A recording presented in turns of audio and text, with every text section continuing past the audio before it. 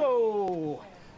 Put it down. When Pat Hooper was diagnosed with bowel cancer in 2000, he had no idea that his brush with cancer could end up saving his sons and grandsons from the same fate.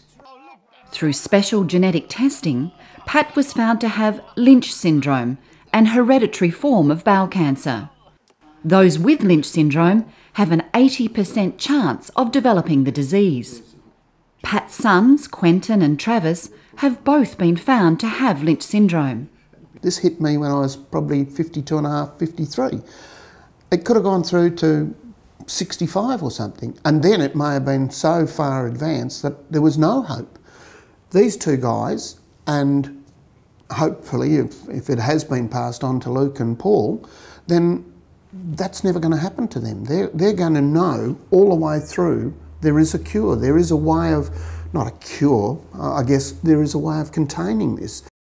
The test to identify those patients whose bowel cancer is due to Lynch syndrome was developed here in Western Australia by Winthrop Professor Barry and his team at UWA, research backed by Cancer Council Western Australia.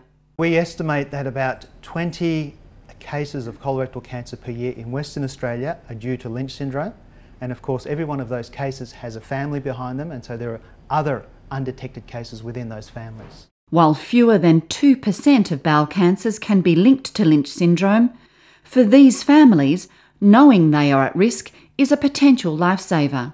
It can save their lives because by identifying the affected family members, then they can be entered into surveillance programs, colonoscopy surveillance programs, to detect the cancer at an early stage. And of course, the earlier we detect cancer, the more likelihood there is of cure. Hi Lynn, can I talk to you about this family that might be good for the polyps? WA now leads the world in identifying Lynch syndrome families. Every bowel cancer case in those aged under 60 is now routinely tested for Lynch syndrome. If the test is positive, patients are referred to Genetic Services WA for counselling. Patients then have the choice to inform other family members and to take up regular testing to detect any early signs of cancer.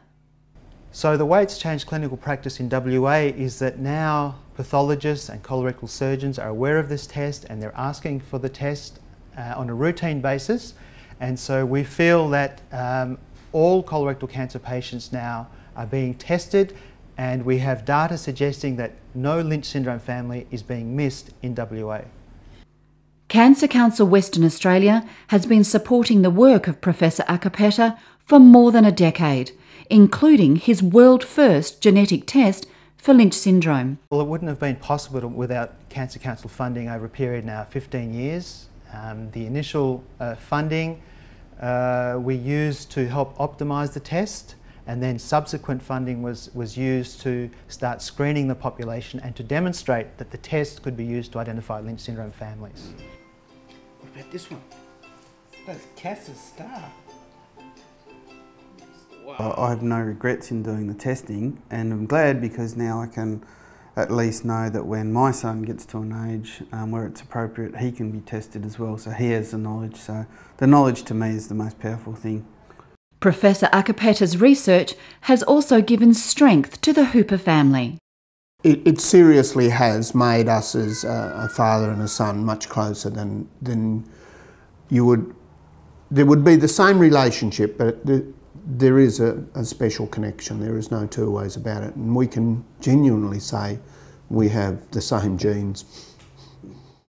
Unfortunately for me, the researchers have proved that you are my father. And I've been holding out and hoping for the milkman for so many years, so thank you very much for that. Our primary aim as scientists is to find the truth, but of course if we in the process of doing this can also help patients, then of course you get a lot of satisfaction out of doing that.